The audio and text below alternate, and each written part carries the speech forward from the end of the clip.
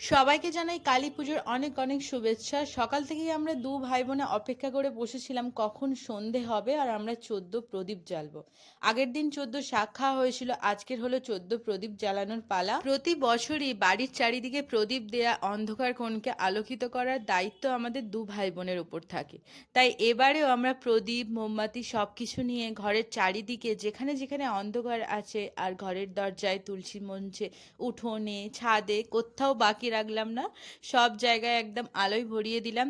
দেন Simba আমাদের সাথে ছাদে গিয়েছিল, সেখানেও মোমবাতি দিয়ে চারিদিকে সাজানো হলো। আর যেহেতু বাজি ফাটছিল তাই ও ভয়ে বারবার পালিয়ে যাচ্ছিল।